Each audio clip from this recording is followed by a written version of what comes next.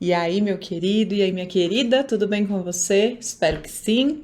Estou aqui para uma aula do nosso curso avançado, nosso curso de repescagem, né? Que depois também é disponibilizada para o pessoal do curso regular. Então, não é porque você está fazendo o regular que você não tem acesso a essas aulas, também tem, porque são aulas importantes, sobretudo aulas em que a gente trata do direito material do trabalho.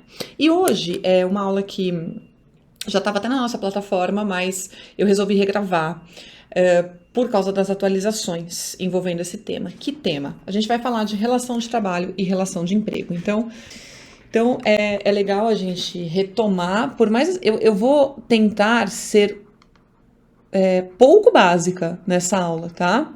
Relação de emprego e relação de trabalho.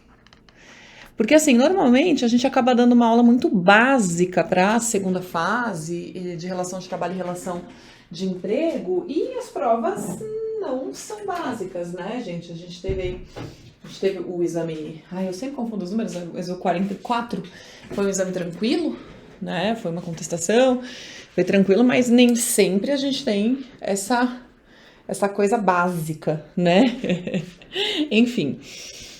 Então, eu vou aprofundar ao máximo, falar de temas, tá? Temas de IRR, temas de repercussão geral que podem aparecer na sua prova.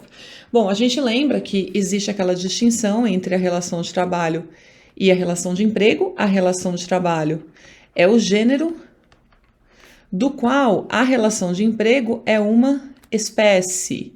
Então, relação de trabalho é o gênero do qual a relação de emprego é uma espécie. A relação de trabalho, ela engloba qualquer prestação de serviços. Então, se uma pessoa trabalha para outra pessoa física ou jurídica, né? Se você, pessoa física, trabalha para outra pessoa física ou jurídica, você tem uma relação de trabalho. Já a relação de emprego, ela demanda necessariamente a existência dos 4 requisitos. Lembra? O SHOP. Então, para ter uma relação de emprego, eu preciso ter subordinação, habitualidade, onerosidade e pessoalidade. Gente, tem que ter os 4, tá? Se faltar um desses requisitos, não existe relação de emprego. Eu preciso, e esses requisitos estão nos artigos 2º e 3º da CLT. Então, eu preciso ter subordinação, habitualidade, onerosidade, pessoalidade para que eu tenha uma relação de emprego. Se faltar qualquer um desses requisitos, eu não tenho uma relação de emprego, eu tenho apenas uma relação de trabalho. Vamos lembrar de alguns exemplos de relação de trabalho? Por exemplo, o trabalho autônomo é uma relação de trabalho. Por quê? Já vamos falar, mas porque não tem subordinação. O trabalho eventual é uma relação de trabalho. O trabalho voluntário é uma relação de trabalho, não é de emprego. O estágio é uma relação de trabalho e não de emprego, e o trabalho avulso é uma relação de trabalho e não de emprego, né? Por quê? Porque para todos esses aqui falta algum desses requisitos da relação de emprego. Eu repito, para a gente ter uma relação de emprego, eu preciso ter esses 4 requisitos: subordinação, habitualidade, onerosidade e pessoalidade. Se faltar qualquer um deles, você não tem uma relação de emprego, você só tem uma relação de trabalho, que é o caso dessas aqui que eu coloquei na lousa. Certo? Então agora quero conversar com você sobre cada um desses requisitos, tá? Sobre reconhecimento de relação de emprego e outras coisas mais. Então, vamos começar lembrando de cada um desses requisitos. Eu vou aqui na ordem mesmo, tá? Vamos começar pela subordinação. A subordinação é o requisito mais importante. A gente considera como sendo o requisito mais importante da relação de emprego. E o que significa subordinação? Significa sujeição a ordens. Isso é subordinação. Gente, pelo amor de Deus, tire da sua cabeça, não passe vergonha numa defesa trabalhista, por exemplo, colocando: ai, excelência, mas o reclamante não era subordinado porque ele não tinha horário. Não tem nada a ver uma coisa com a outra. Ah, o reclamante não era subordinado porque ele não ia todo dia. Não tem nada a ver uma coisa com a outra. Subordinação significa sujeição a ordens. Você é subordinado ou não conforme você recebe ordens no seu trabalho. Se você não recebe ordens, se você simplesmente faz o seu trabalho do jeito que você quer e você não sofre nenhuma sanção por isso, você é um autônomo, você não é um empregado, tá? Então, o contrário da subordinação é a autonomia. E quem que é autônomo? É aquele cara, aquela pessoa que faz o trabalho do jeito que quiser, não está sujeito a ordens. E, por exemplo, se fizer uma coisa errada, não vai levar uma advertência, uma suspensão. A gente associa muito a subordinação às sanções que o empregador pode te dar. O empregador só pode dar sanções a quem é subordinado a ele, percebe?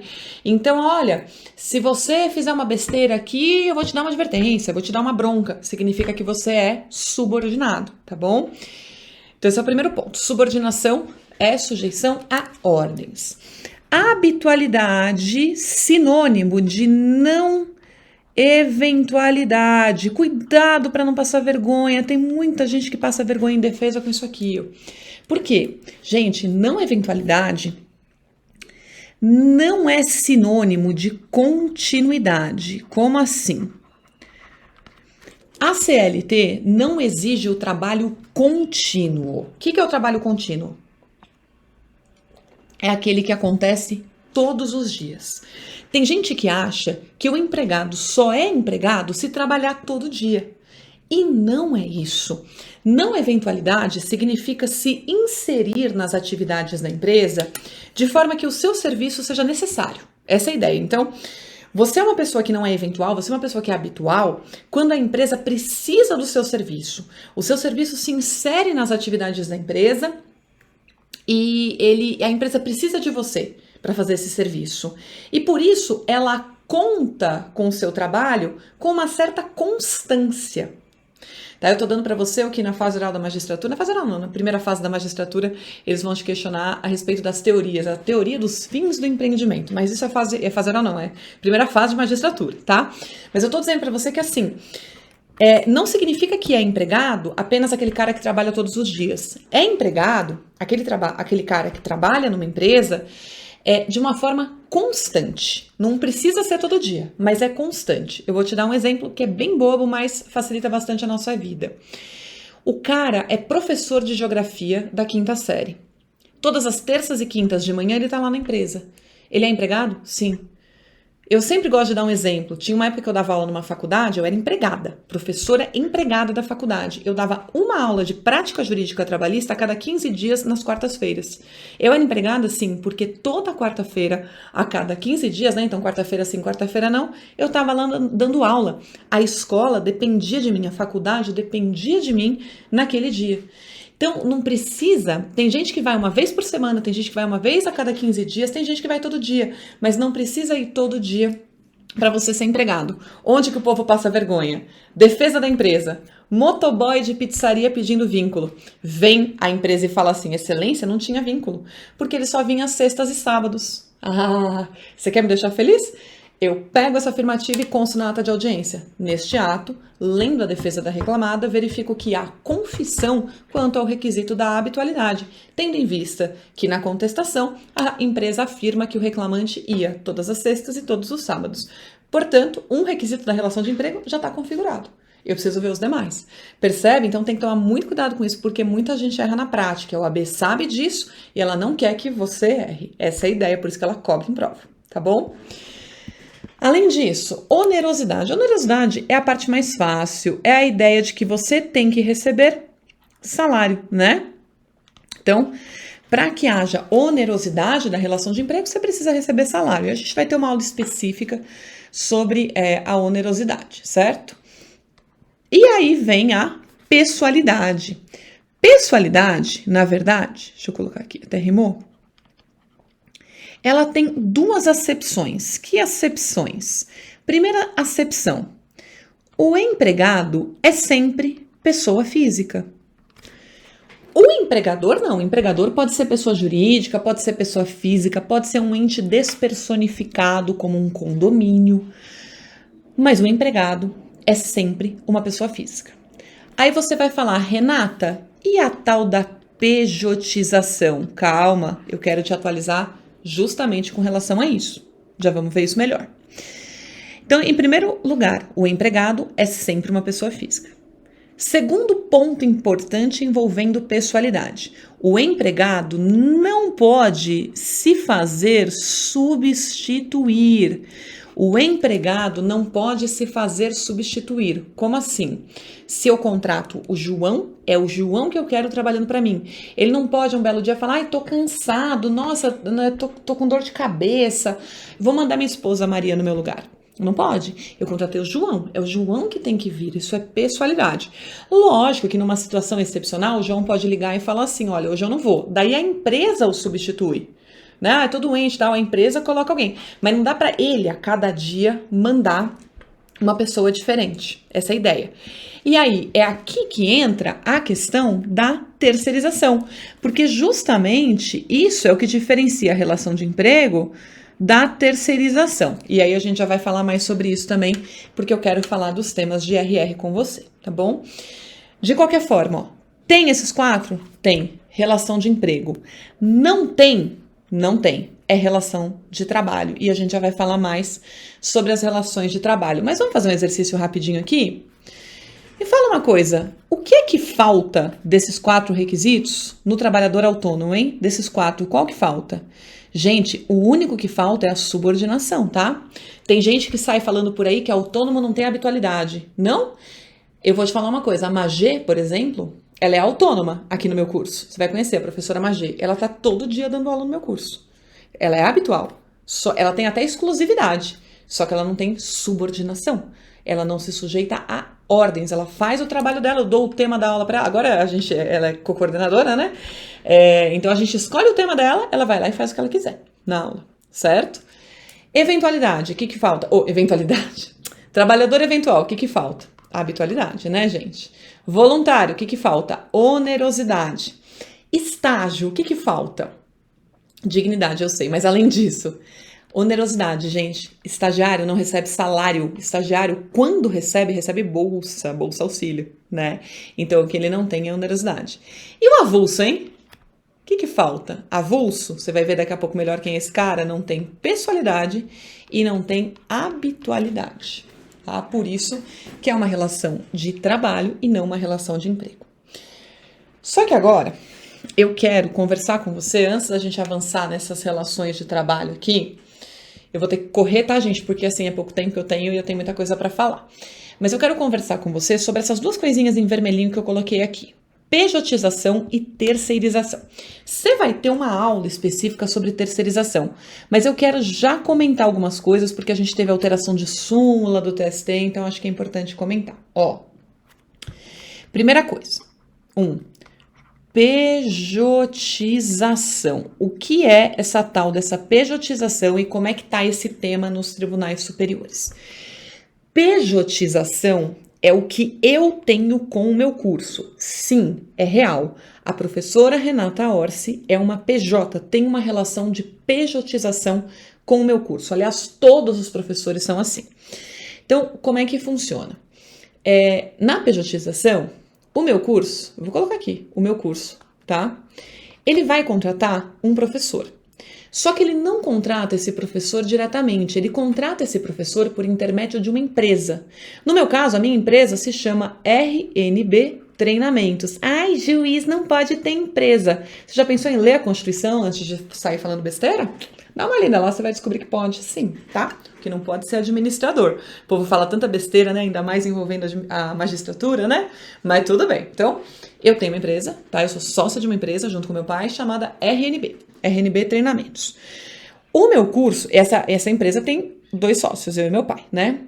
O meu curso, ele quer contratar a Renata. Só que ele o faz por... Opa, até rabisquei.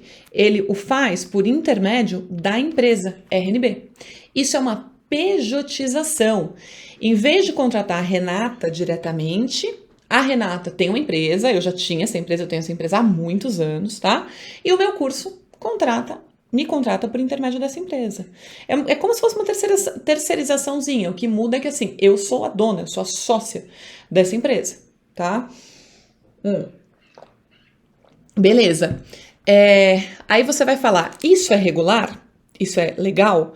Ó, isso que eu tô mostrando pra você é absolutamente regular. Essa minha relação que eu tenho com o meu curso é absolutamente regular. Eu sei que se criou uma pecha, eu acho que até sobretudo pela má qualidade do ensino jurídico atualmente, tá? O que eu sinto é que muita gente chega pra mim e fala assim, ai, Renata, pejotização é fraude, pejotização é fraude. E de novo, eu falo, cara, antes de sair falando besteira, vai estudar sobre o tema, porque a gente já tem inúmeras decisões do STF dizendo que pejotização não é fraude. Quer dizer, na verdade, depende. Por quê? O que o STF já entende há alguns bons anos, viu, gente? Pra vocês terem uma ideia, eu escrevi uma tese de mestrado mais ou menos sobre isso lá para 2009. E lá em 2009 já tinha entendimento nesse sentido e o STF sedimentou logo depois. O que o STF diz sobre a pejotização? Ele fala o seguinte, ó.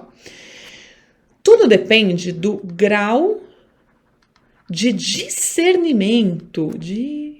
Ih, saiu errado. A pessoa não sabe escrever. Peraí, gente. Discernimento, agora saiu certo. Do empregado. Tudo depende do grau, do empregado não, né? Porque não é empregado, do trabalhador, do PJ, do trabalhador. Então, assim, a Renata é uma professora de Direito do Trabalho, mestra e doutora em Direito do Trabalho, que ganha bem, que hoje é juíza, que antes tinha uma carreira consolidada na advocacia. Não dá para Renata simplesmente chegar e falar assim, ó, pobre de mim, eu sou hipossuficiente, o meu curso me enganou me contratando como PJ. Isso não existe. Isso vale para todos os professores do meu curso. Você concorda? Não dá para você dizer a Magê. Pô, a Magê é professora há 1000 anos, advogada, tá na comissão da OAB. Aí vai, mas pobrezinha de mim, eu não sabia? Não tem condição. Um médico. O que tem de médico? Outro dia uma PJ engravidou, médica, de um grande hospital. Entrou com ação lá na Justiça do Trabalho, faz um tempo já. Falei, não, gente, não existe isso. PJ não engravida e ela é PJ. Ela tem discernimento, ganhava 30 pau por mês, sabe? Tem discernimento, sabe o que assinou? Advogado. A mesma lógica o STF segue para os contratos de a sociedade, né? Advogado associado. Mesma coisa. Nossa, eu não sabia que eu ia ser PJ, que eu ia ser advogado associado. Ah, pelo amor de Deus, né? Então, esse tipo de situação, há muito tempo, o STF já tinha pacificado que é possível. Não escute esse povo que não entende nada de pejotização falando que, ai, não pode, é sempre fraude. O que acontece é assim, tira a Renata aqui e põe o que tem acontecido, por exemplo, pejotização de, como é que chama isso? Zelador de prédio.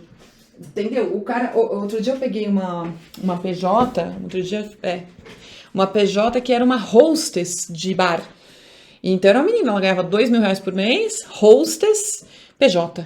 Aí ela engravidou. Aí eu falei, realmente, nesse caso ela não era PJ, engravidou, ela tem estabilidade. Então, tira, você sempre tem que pensar no discernimento. É uma pessoa que tem nível superior, é uma pessoa que ganha bem, a pejotização é válida. Isso foi o que o STF sempre entendeu, tá?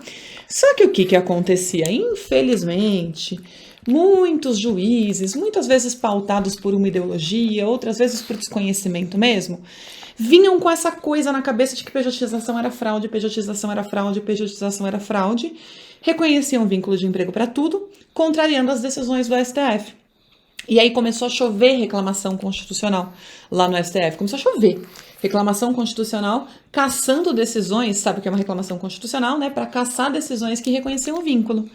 E aí, o que o STF fez? Pois bem, hoje o STF avocou a matéria e mandou... Peraí, deixa eu só colocar. Ele avocou a matéria no tema 1389, de repercussão geral, e mandou suspender todos os processos que versem sobre pejotização. Todos os processos que tratam de pejotização hoje estão suspensos, aguardando essa decisão do STF. Na verdade, hoje a gente até ampliou um pouco para suspender outros processos em que se discute vínculo de emprego também, tá? Então, por exemplo, autônomo, a gente tem que suspender todos, não tem jeito. Mas eu não concordo, não sei o que lá. Gente, entendam uma coisa de uma vez por todas. Você não tem o direito de não concordar com decisões vinculantes, seja do TST, seja do STF.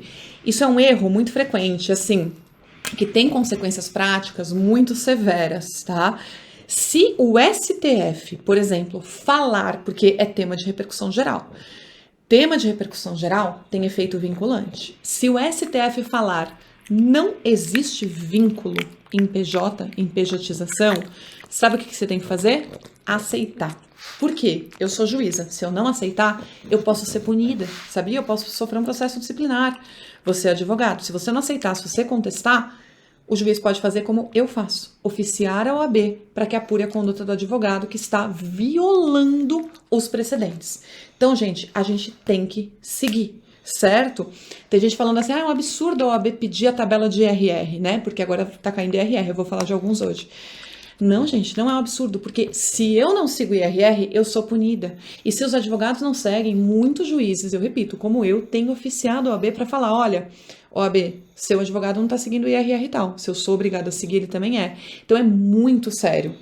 Ah, mas eu fiz direito porque eu gostava de interpretação. Vai para filosofia. Porque hoje o direito é o direito dos precedentes. Então tudo que o STF decidir, tudo que o TST decidir, a gente tem que seguir. Eu, por exemplo, não gosto de suspender processo. Não gosto, porque atrasa tudo lá na minha vara, fica um monte de processo suspenso. Mas o que eu faço? Eu suspendo. Porque o Gilmar Mendes mandou. E eu vou simplesmente suspender. Ah, mas eu não concordo. Eu posso no coração não concordar. Mas eu nunca vou expressar uma opinião dessa descumprindo uma decisão do STF. Tá bom? Então eu gosto de falar isso logo nas primeiras aulas pra gente entender a importância de seguir os precedentes e por que a OAB tá cobrando os precedentes e cada vez mais vai cobrar, certo? Então tá bom. Então é isso. Só uma coisa, tá? Eu falei dos temas de RR. Tem dois temas de RR do TST, o 29 e o 30, que estão aguardando a decisão desse tema 389 do STF estão suspensos também para serem julgados, tá? Eles estão aguardando para ver o que o STF vai decidir para julgar esse negócio aqui, né? Para esperação, que tratam de ilicitude de pejotização, de trabalho autônomo e tal, tá bom? Segunda coisa que eu preciso falar com vocês. Gente, vocês vão ter aula de terceirização, certo? Vocês têm uma aula específica de terceirização. De qualquer maneira, eu quero lembrar com vocês que, assim, não adianta ficar batendo, fica dando murro em ponta de faca. Por quê? O STF pacificou a licitude da terceirização em atividade fim. Ai, mas eu não concordo. O que aconteceu?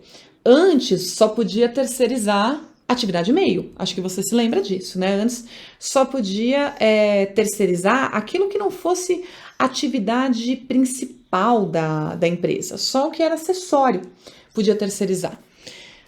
E aí veio a reforma trabalhista em 2017 e mudou. E passou a dizer o seguinte, não, pode terceirizar qualquer coisa, incluindo atividade fim, você pode terceirizar qualquer atividade.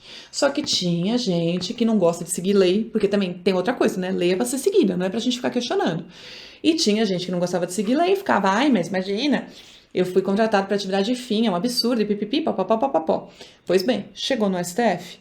E o STF já tem um tema de repercussão geral há algum tempo, tema de repercussão geral 725, pacificando que é possível a terceirização em atividade fim.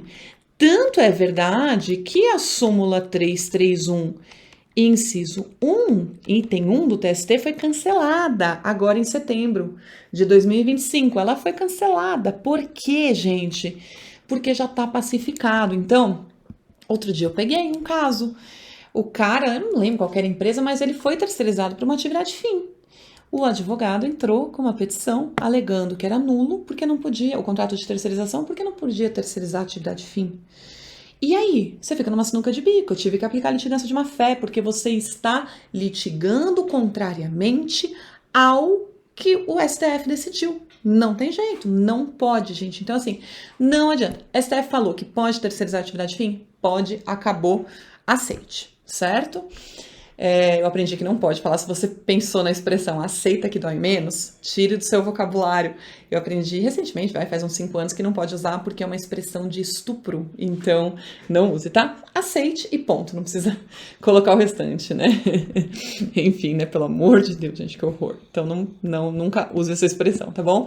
Mas é isso, a gente tem que aceitar, certo? Agora, o que eu estava dizendo para você, né? Não se esqueça de que na terceirização, gente, não pode haver pessoalidade e também não pode haver subordinação. Havia algumas dúvidas com relação a esses requisitos após a reforma trabalhista, mas o TST agora pacificou que continua valendo o restante da súmula 331, o que ele cancelou foi o primeiro item, né? Mas o restante continua valendo, de forma que na terceirização, quando você terceiriza um serviço, você não pode exigir pessoalidade, você não pode ficar exigindo quem vem trabalhar para você. Então, por exemplo, aqui no meu prédio, a portaria é terceirizada, tá? Agora acho que tá o Wanderson lá embaixo, meu porteiro. Acaba sempre vindo o Wanderson, o Olavo, o Marcos, são os porteiros que sempre vêm. Mas o prédio não pode de jeito nenhum falar, eu só quero o Wanderson, eu só quero o Marcos, eu só quero o Flávio. Não pode. Por quê? Isso é pessoalidade. Aí você vai falar assim, ai Renata, mas gera uma insegurança, né? Para os condôminos, para os moradores e não sei o quê, né? Cara, problema seu, você não quis terceirizar? Terceirizando, você tem menos custo. Portanto, você não pode exigir a pessoalidade. Se você exigir a pessoalidade, o que vai acontecer? Vínculo de emprego, tá? Então é aquela coisa, ai, mas, nossa, e o meu carro de luxo? Ai, e as minhas joias? Eu nem sei quem é o porteiro que tá lá. O discursinho elitista Faria Limer. Cuidado, porque se você quer o mesmo cara que todo santo dia você tem que contratar, diretamente, você não pode fazer uma terceirização, porque a terceirização, você não pode exigir a pessoalidade, cada dia vem um. Se a empresa terceirizada, né, quiser mandar a cada dia um porteiro diferente, ela pode. E da mesma forma, não pode ter subordinação. É cheio de síndico por aí querendo dar ordem em porteiro. Cheio, que sai berrando. Eu morava num prédio, já não moro mais lá, mas que eu morava no terceiro andar, escutava o síndico berrando com os porteiros. Eu só fazia assim, ai meu Deus, vai ter ação, e teve. E a pessoa ganhou o vínculo. Por quê? Não pode o síndico dar ordens. Quem dá ordem é a empresa prestadora de serviços, mas não a tomadora, tá? Senão vai caracterizar o vínculo, beleza?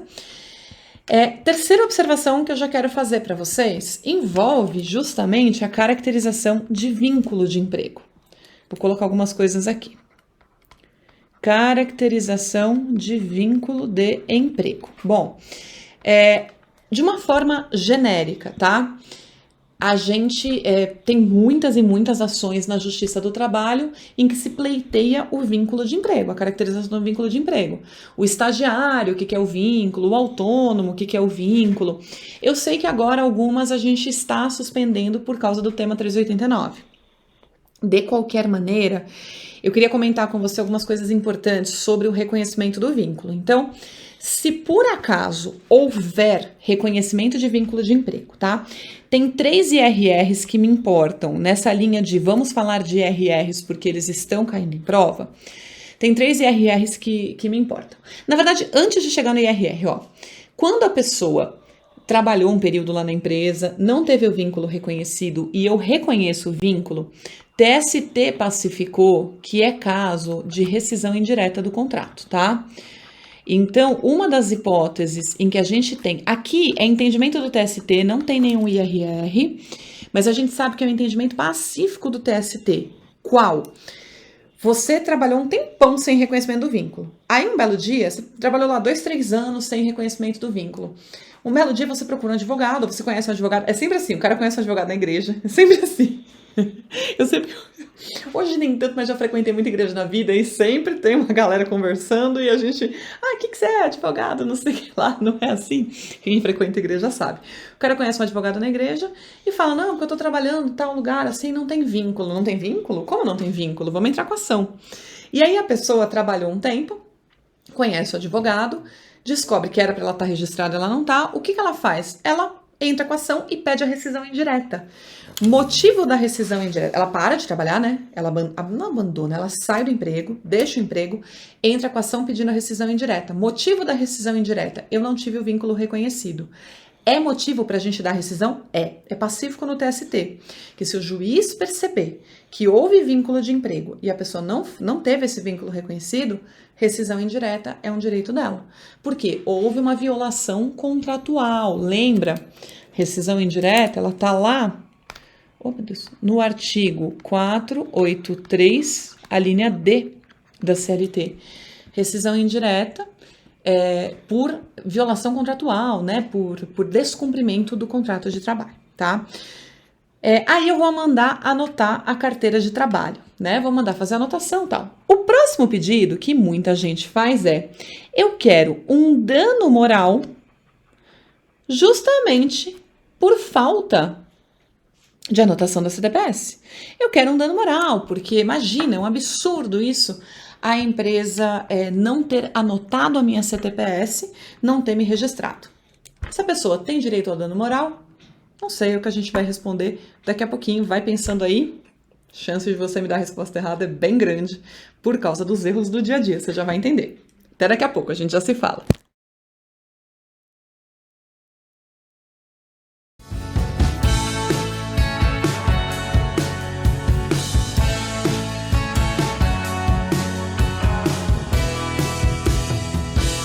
E aí, tô de volta. Você pensou na minha pergunta? É clássico, gente. A pessoa entra com a ação, pede o reconhecimento do vínculo, pede a rescisão indireta e pede o dano moral, porque não houve reconhecimento do vínculo. Vamos dizer que ela ganha o vínculo, ela vai ganhar a rescisão indireta. E ela vai ganhar o dano moral? Vai, né? Só que não vai. TST pacificou que não existe dano moral nesse caso. Tema de IRR número 60. Eu vou colocar STF. TST. Gente, cuidado, não pode errar isso aqui. Não cabe dano moral pela simples ausência de anotação da CTPS, pela simples ausência de registro, vínculo de emprego. Só cabe o dano moral se você conseguir provar que isso te trouxe prejuízos. Mas normalmente o povo faz daquele jeito, né? Ah, não, olha só, a falta de anotação causou prejuízos a reclamante. Ponto. Que prejuízo, amigo? Você tem que me dizer que tipo de prejuízo. Olha, eu fui fazer uma entrevista de emprego e eu tenho uma testemunha aqui que eu trouxe que prova que a empresa não me contratou porque eu não tinha experiência prévia, porque não tinha esse vínculo anotado na minha carteira. Aí, beleza. Só que não é só alegar, estou com dificuldade de recolocação no mercado. Você tem que obrigatoriamente me provar o porquê do prejuízo. Você tem que me provar que você teve um prejuízo, que prejuízo foi esse? A gente fala que até pode existir um dano moral, mas ele não é presumido. Você tem que me provar que você teve prejuízo. Então, o simples fato de não ter anotação na CTPS não gera prejuízo. Eu gravei já uma aula de danos morais e eu recomendo que você assista, vai estar, e não sei quando que vão disponibilizar, tá? Porque tem ordem, né, de disponibilização, mas eu recomendo que você assista, porque eu tiro uns outros mitos trabalhistas, como, por exemplo, dano moral porque não pagou verbas rescisórias. Não tem, está superado, tem IRR. Dano moral porque aplicou justa causa. Não tem e foi revertido em juízo. Não tem, está superado. Aí você vai ver tudo isso lá, tá bom? E para fechar, falando em verbas rescisórias. Você conhece as multas dos artigos 467 da CLT e 477, parágrafo 8º? Você vai ter aula também específica sobre isso, mas assim, bem rapidinho. A 477 é mais famosa, né? É a multa por atraso no pagamento das verbas rescisórias. Então, se a empresa não paga as verbas rescisórias lá no prazo, que prazo? 10 dias contados do término do contrato, incide a multa do 477, certo? Então, multa do 477, parágrafo 8º, é a multa por atraso no pagamento das verbas rescisórias. Primeira coisa, cuidado, porque assim, não é em toda ação trabalhista que você vai pedir essa multa. Tem muita gente que pede, horas extras e multa do 477. Não, amigo, não. Você vai pedir quando realmente as verbas rescisórias foram pagas em atraso, né? Senão não cabe essa multa, beleza. Aí eu te pergunto, imagine que não tinha sido reconhecido o vínculo, deixa eu aparecer. Não tinha sido reconhecido o vínculo, certo? Eu reconheci o vínculo e eu mandei pagar as verbas rescisórias para você. Porque se não tinha sido reconhecido o vínculo, você não recebeu aviso prévio, férias, 13º, certo? Eu mandei pagar as verbas rescisórias. Eu tenho que mandar pagar a multa do 477 também? Sim. Já existia uma súmula do TST, súmula 462, que dizia que a multa do 477, ela não é afastada pelo fato de o vínculo ser reconhecido em juízo, tá? Era 462 do TST. Agora, tem um IRR reafirmando essa súmula, o IRR 168. Então, o IRR, ele só reafirma a súmula. E ele fala, olha, nos termos da súmula tal, continua sendo devida a multa do 477, ainda que o vínculo de emprego venha a ser reconhecido em juízo. Bom, então, é super importante essa súmula. Como tem RR reafirmando, tendência é cair bastante em prova. Já caía bastante, mas voltar a cair por causa dessa reafirmação de tema. E a multa do 477? A multa do 467 é aquela multa por não pagamento das verbas rescisórias incontroversas em primeira audiência. Não pagamento das verbas rescisórias incontroversas em primeira audiência. Como é que funciona? Eu entro com uma ação falando, olha, a empresa não pagou minhas verbas rescisórias. A empresa fala, não paguei mesmo. Ela confessa, não paguei mesmo. Então, já que ela tá confessando, isso acontece muito, tá? O advogado fala pra mim, não pagamos mesmo e eu vou pagar agora, o que é devido em primeira audiência. Aí eu falo, ótimo, legal, vamos fazer, como é que é, qual que é o valor devido? Paga em primeira audiência. Agora, muitas vezes a empresa confessa, fala, realmente eu não paguei, tava sem dinheiro, não sei o que lá, e não paga em primeira audiência. Se as verbas rescisórias são incontroversas e a empresa não paga em primeira audiência, o que acontece? Multa de 50% sobre o valor das verbas. Então, guarde isso. Verba rescisória incontroversa não paga em primeira audiência, multa de 50% sobre o valor dessas verbas. Ok? Beleza. Aí vem a pergunta. Essa multa também se aplica no caso de reconhecimento de vínculo de emprego? Havia muitas dúvidas até que o TST entendeu que não.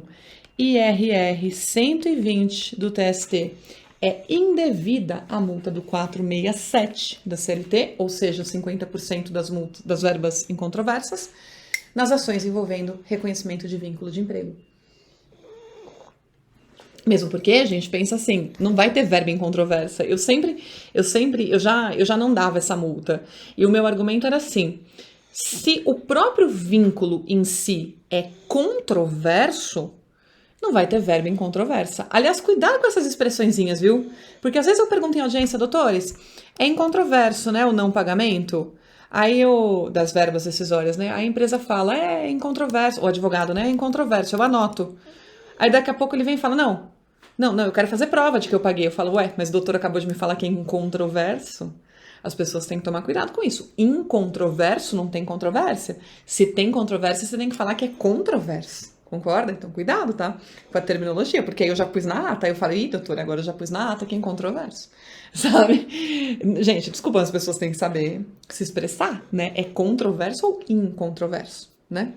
Enfim, então, tem que tomar bastante cuidado com isso. Mas assim, eu sempre dizia, se o próprio vínculo é controverso, então as verbas rescisórias também são, né? Se eu digo que não tem vínculo, então também não tem verbas, certo? Então eu sempre fiz esse raciocínio nas minhas sentenças e aí agora o TST acabou pacificando porque tinha jurisprudência em ambos os lados, eu segui esse posicionamento e aí acabou prevalecendo esse posicionamento lá no TST, tá bom? Tinha turmas que pensavam de forma diferente, mas acabou prevalecendo o posicionamento de que não se aplica o 467, ok? Então tá bom. Agora, o que eu vou fazer? Pra gente fechar, eu vou colocar como observação 4. Deixa eu só colocar aqui. Observação 4.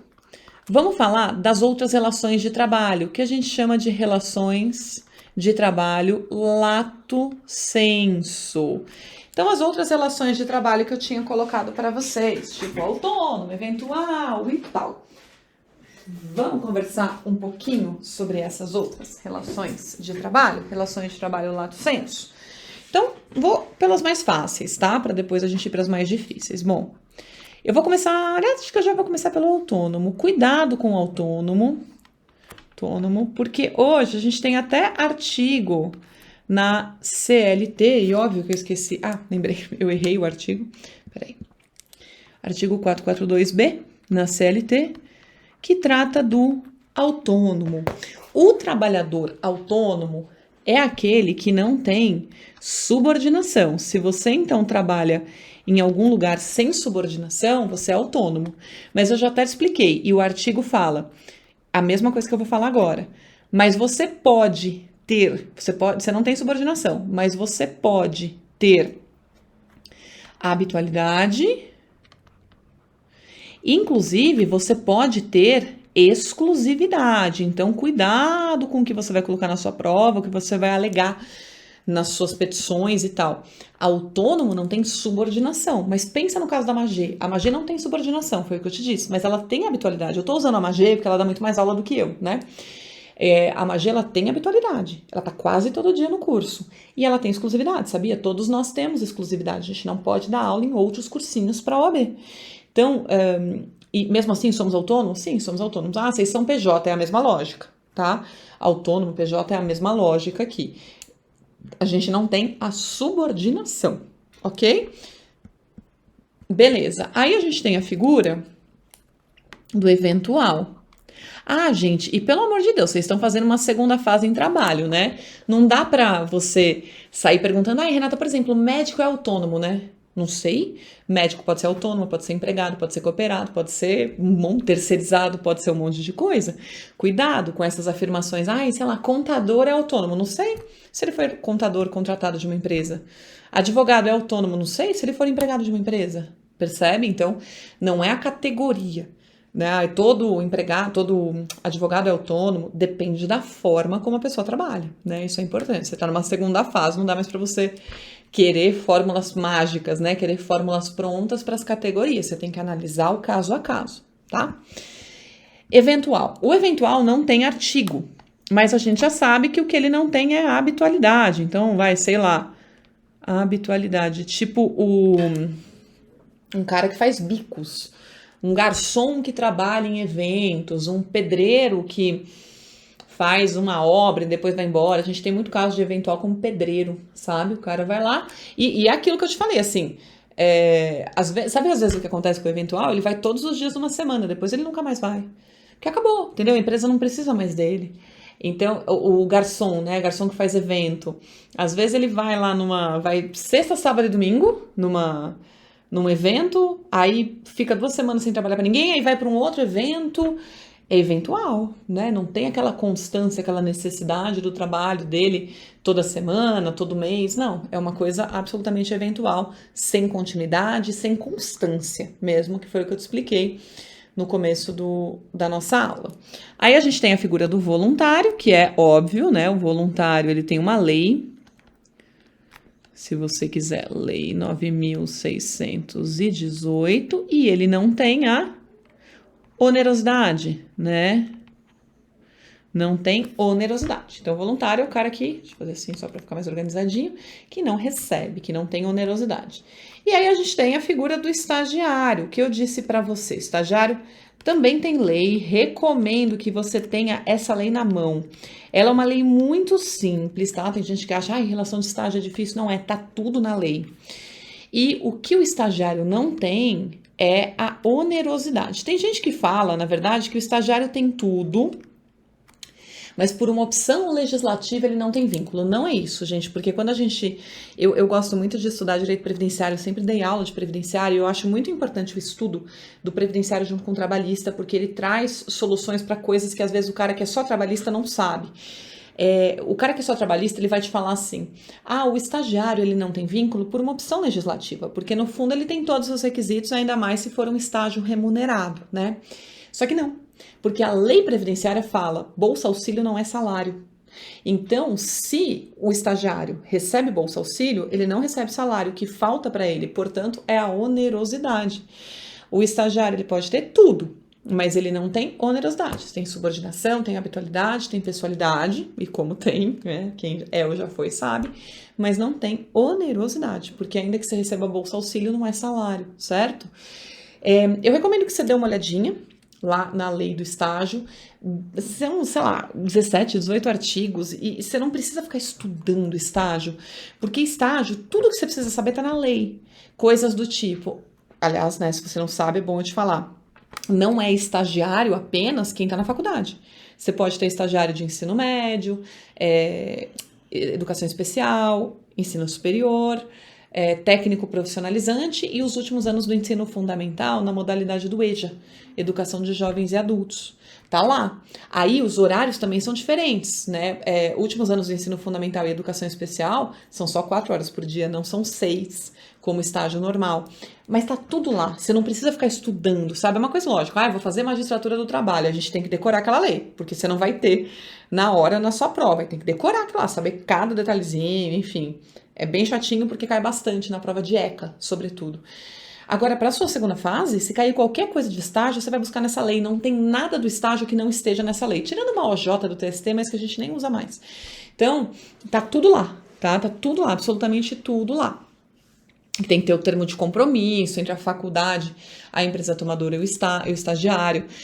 Só que assim, também tem que tomar cuidado, né? Porque outro dia eu peguei uma ação, ai, gente, eu fiz a pessoa desistir, vai ter que entrar de novo, porque era um estagiário de direito. Olha a vergonha alheia, né? O estagiário de direito que entrou com a ação pedindo vínculo com a faculdade. Porque ele viu no contrato dele, por intermédio de um advogado, tá? Ele viu no termo de compromisso dele que, sei lá, tava ele e a Unip, não sei se era Unip, tá? Tô chutando. Ele, a Unip e a empresa que o contratou. E o meu curso, sei lá eu. É um termo de compromisso, né? A Unip, a faculdade, ela era intermediária. Acho que não era Unip, tá? Não era mesmo, mas tô falando. Ela era intermediária. E ele tinha que pedir o vínculo direto com a empresa que o contratou, sei lá, o meu curso, por exemplo, teria que ser o vínculo direto com ele. Mas acredita que pediu o vínculo com a Unip? E aí eu não entendia, eu olhava e falava, meu Deus, mas o vínculo com a universidade? Mas onde você trabalhou? Aí ele falava, no meu curso, mas não era o meu curso também, óbvio, né? Mas eu não entendia. Até que o advogado da universidade falou, doutora, tá totalmente errado. Ele não conseguiu entender. E, de novo, estagiário de direito, 5º ano, tá? Na verdade, já estava formado. Ele não está conseguindo entender que a nossa participação no termo de compromisso é só como intermediário. Aí eu tive que dar uma... Não, eu não tive que dar aula porque eu não tenho paciência, né? Ainda mais todo mundo é do direito. Eu tive que falar, tá errado o polo. E aí desistiram, nem sei se entraram de novo, mas olha, a loucura. Enfim, então é bom dar uma lidinha na lei do estágio, só para você conhecer. Eu gosto de trazer causos assim também para você ver. Que assim, né, tem que conhecer a legislação antes de sair fazendo qualquer coisa por aí, né? Mas se você é do direito. Tá, e aí falta um último caso que eu sempre gosto de deixar um tempinho para falar sobre ele, porque ele é o mais cobrado na OAB. Trabalhador avulso. Gente, hoje a gente tem aliás, tem um IRR, que eu não sei decor, mas eu vou pegar. A gente tem 2 tipos de trabalhador avulso. Deixa eu só ver se esse IRR é relevante pra gente. Ah, tá, gente, não é relevante, tá? Então esquece o IRR, não é relevante. Mas assim, a gente tem 2 tipos de trabalhador avulso. O avulso, que a gente chama de portuário, e o avulso urbano. Outrora, eu nem falaria sobre o urbano na prova da OAB, mas é aquilo, não dá mais pra gente negligenciar certos temas. Opa, 49 não, 2009. Não dá mais, as provas estão corretamente exigindo mais dos candidatos, porque a gente estava... Nossa, me fugiu o número da lei. A gente estava aí com pessoas que, enfim, não tinham a menor condição de passar e estavam passando. Então, já coisa de uns 10 anos, a OAB tem exigido bastante dos candidatos. Achei a lei 815 de 2003. Pronto. Então, eu vou falar dos 2, tá? Normalmente, avulso é portuário. 99,9% dos casos. Mas eu tenho pegado para julgar alguns casos de avulso urbano também. Então, eu vou te explicar quem são os 2. De qualquer forma, entenda o seguinte. O trabalhador avulso, ele tem uma relação triangular. Ai, Renata, é uma terceirização? Não. É só uma relação triangular, que funciona assim, ó. Esse aqui é o avulso. Ele vai ser contratado por um tomador. Um tomador de serviços. Que, no meio urbano, se chama tomador de serviços mesmo. No meio portuário, ele tem um outro nome, ele se chama operador portuário. Ok? Então, no porto, a gente tem um outro nome. No meio urbano, é um tomador de serviços. No porto, é um operador portuário.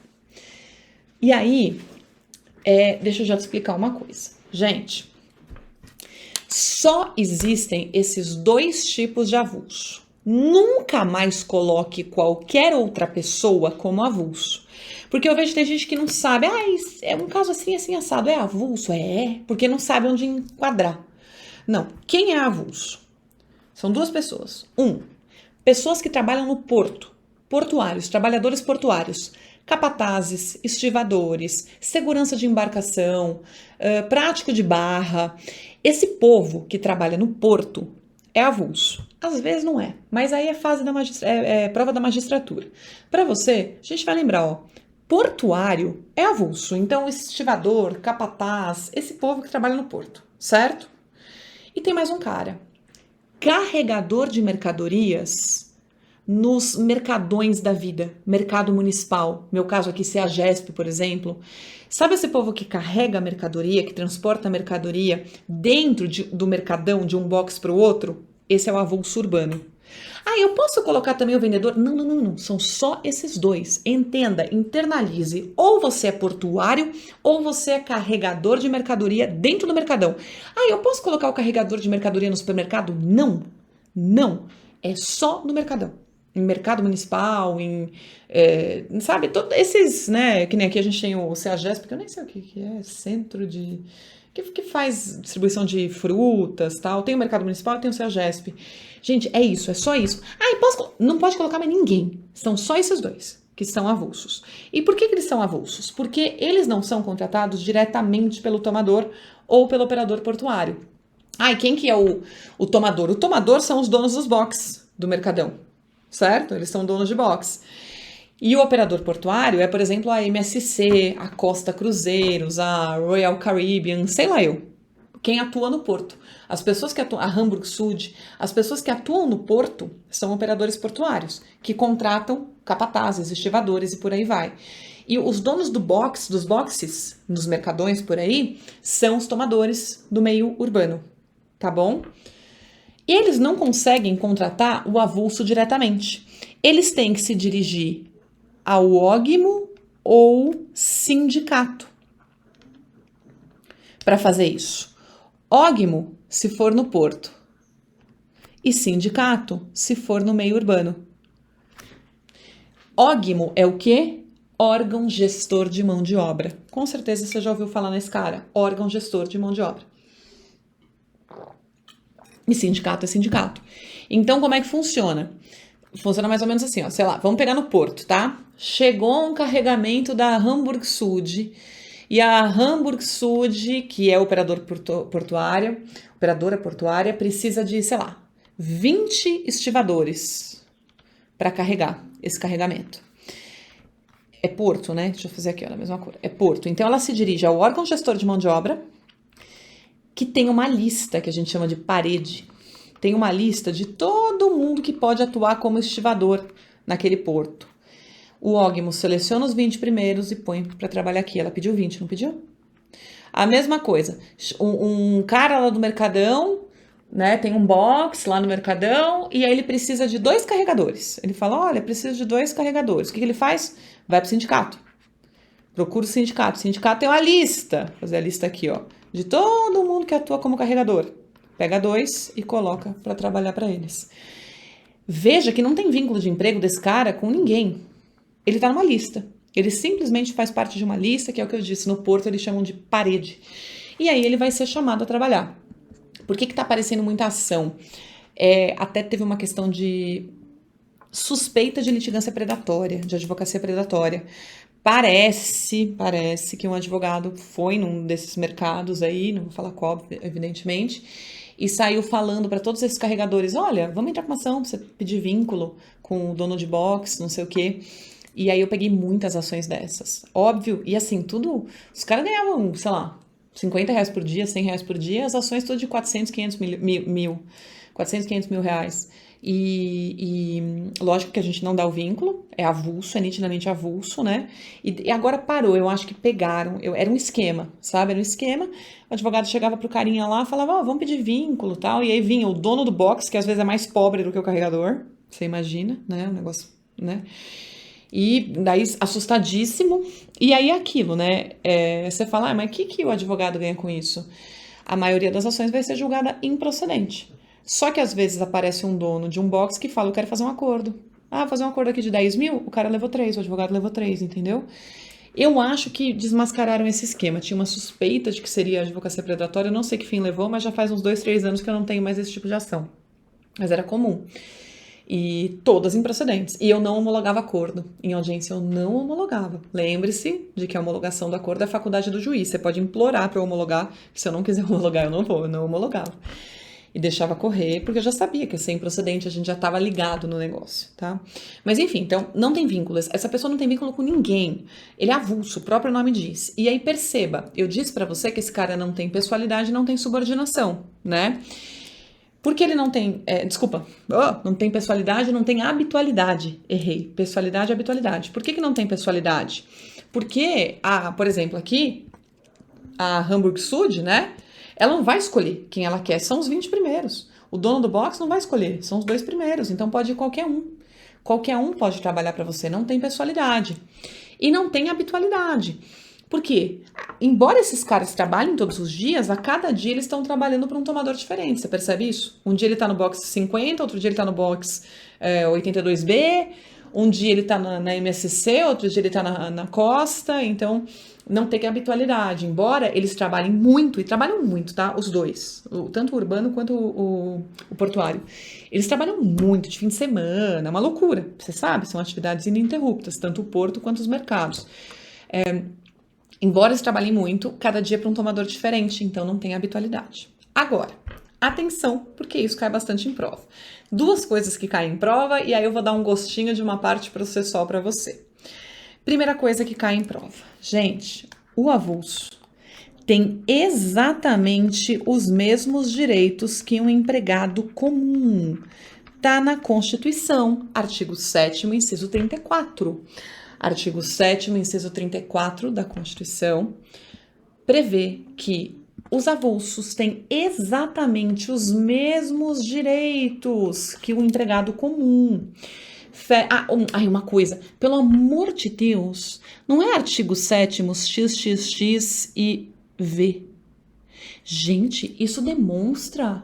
Desculpa, mas não tem outra palavra. Burrice. Desculpa, gente, número romano. Você tem que saber ler número romano. Eu não sei, então volta. Você tem que saber. Desculpa, eu quero morrer. Às vezes tem advogado que fala em audiência, artigo 7º, X e I. Aí eu quase pergunto, xixi? Né? Falo X e I, doutor? Não conheço esse artigo, eu conheço 12, mas o X e I eu não conheço. Gente, pelo amor de Deus, é básico, gente, é básico, não dá. Assim, eu sei que não é fácil, eu tenho um pouco de dificuldade, porque não é do nosso dia a dia. Mas, poxa, quer dizer, é do nosso dia a dia, a gente é operador do direito, então não é X, tá? É 34, inciso 34. Mas enfim, voltando, eu fico louca, porque eu tenho visto, assim, que tem acontecido umas coisas hoje em dia que não aconteciam há 20 anos, quando eu me formei, né, quando eu comecei a atuar. Tipo, isso, a pessoa chegar a X e V, não, 14, né, X e V, enfim. Mas voltando, então, no inciso 34 do artigo 7º da Constituição, a gente tem a previsão de que o avulso tem exatamente os mesmos direitos que o empregado comum. Férias, 13º, FGTS, seguro-desemprego, aposentadoria, sei lá, o que você quiser, DSR, tem tudo. Mas como é que funciona? Quem paga? Não sei, não cai na sua prova, e a gente está falando de magistratura do trabalho. Basicamente, quem faz a gestão é o ógmo. Tá? O tomador paga o ógmo faz a gestão e assegura esses direitos, ou o sindicato. Mas é detalhe demais para você, é prova da magistratura isso. Mas é importante ressaltar que esse cara tem os mesmos direitos, exatamente os mesmos direitos. E segunda coisa, eu te pergunto, aí quero ver, hein, processo. Eu, juíza do trabalho, eu tenho competência para julgar isso aqui? Não é uma relação de emprego, é uma relação de trabalho. Eu tenho competência? Claro que eu tenho, gente. Pelo amor de Deus, vocês não podem errar isso. Vocês vão ter aula de competência, vocês vão ter que assistir essa aula de competência. Juiz do trabalho julga todas as ações envolvendo relação de trabalho e não apenas relação de emprego. Não pode errar isso mais. Isso caiu inúmeras vezes na OAB. Tanto é verdade que... Por que eu tô dando essa aula completinha pra você de avulso? Porque a gente tem muitos avulsos. E, aliás, eu falei, né, que eu julguei. Mas é porque ele tava pedindo vínculo. Não. A gente julga avulso que não recebeu férias. A gente julga avulso que não recebeu 13º. A gente julga tudo. Avulso que sofreu acidente. A gente julga os avulsos. Se você, por exemplo, for atuar numa cidade portuária, aqui no TRT2 a gente tem Santos. Pergunta pros meus amigos lá de Santos, os juízes de lá. Eles só julgam avulso, direto. Lógico, tem outros, não é só, né? Mas o grosso da atuação deles é o pessoal que trabalha no porto. E o grosso do povo que trabalha no porto é avulso. Então, a gente julga qualquer relação de trabalho. Ah, você julga um assédio moral de um estagiário? Claro. Ah, e você julga um autônomo? Já tive. Autônomo que entrou porque não recebeu as notas fiscais que ele emitiu? As RPAs, né, que ele emitiu? Julgo. É tudo competência minha. Julgo relação de trabalho e não apenas a relação de emprego. Mas como eu disse, isso é tema de uma outra aula que já está não, já está não, acho que vai ser a próxima que a gente vai disponibilizar. Se você é do curso regular, já vai estar, mas a gente vai disponibilizar aula de competência, então tem que assistir, tá? Se te deu essa dúvida, ainda mais, pelo amor de Deus, tem que assistir, beleza? É isso, gente, então a aula atualizadinha de relação de trabalho e relação de emprego. Eu só recomendo que você dê uma acompanhada no tema 389, a gente tem uma expectativa de que demore ainda para ser julgado, mas só se fala nisso na Justiça do Trabalho, entre os advogados, entre os juízes. Está todo mundo desesperado porque não sabe o que vai acontecer. Então, dá uma olhada, dá uma acompanhada para ver aí como é que o STF vai atuar, tá bom? Obrigada, gente. A gente se vê. Até a próxima.